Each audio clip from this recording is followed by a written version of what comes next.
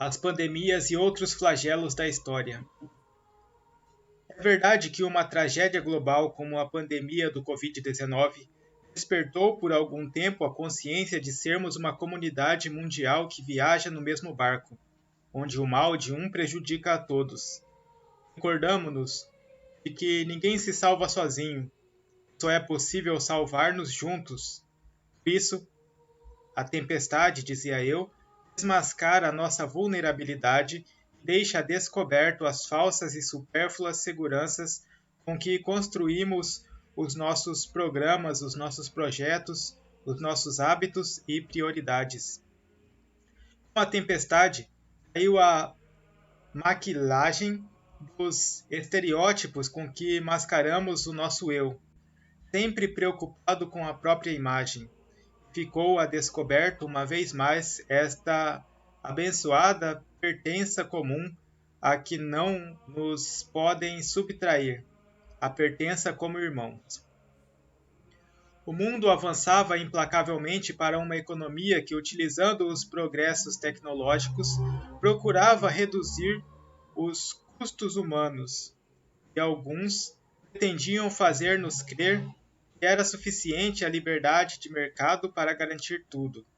Mas o golpe duro e inesperado desta pandemia, fora de controle, obrigou por força a pensar nos seres humanos, em todos mais que nos benefícios de alguns. Hoje podemos reconhecer que alimentamo-nos com sonhos de esplendor e grandeza e acabamos por comer distração, fechamento e solidão. Enquanto ramo-nos de conexões, perdemos o gosto da fraternidade. Buscamos o resultado rápido e seguro e encontramo-nos oprimidos pela impaciência e a ansiedade. Prisioneiros da virtualidade, perdemos o gosto e o sabor da realidade.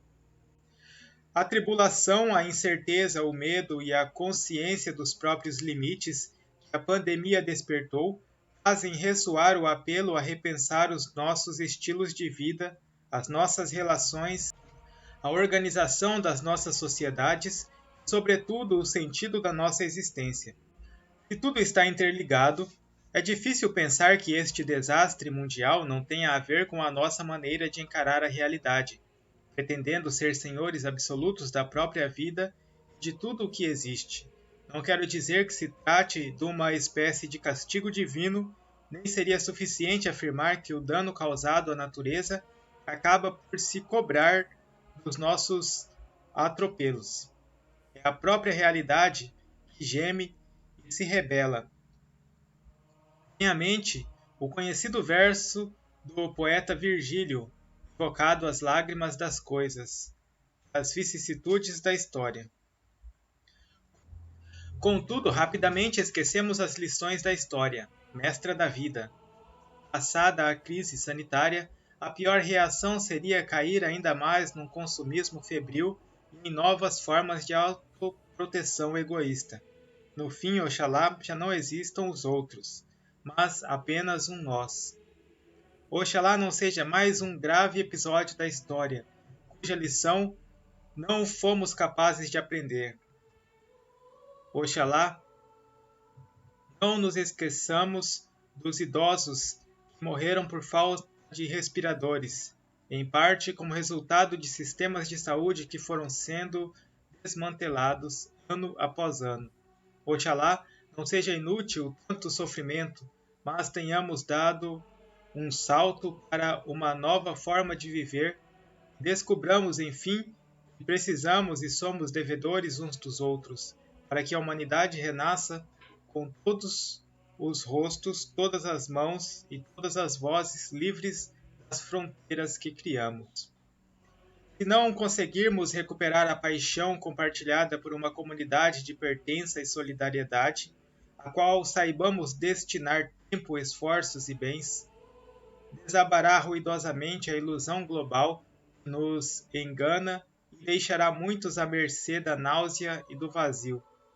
Além disso, não se deveria ignorar ingenuamente que a obsessão por um estilo de vida consumista sobretudo quando poucos têm possibilidade de o manter, só poderá provocar violência e destruição recíproca. O princípio "salve-se quem puder" traduz-se-á rapidamente no lema "todos contra todos". Isso será pior que uma pandemia.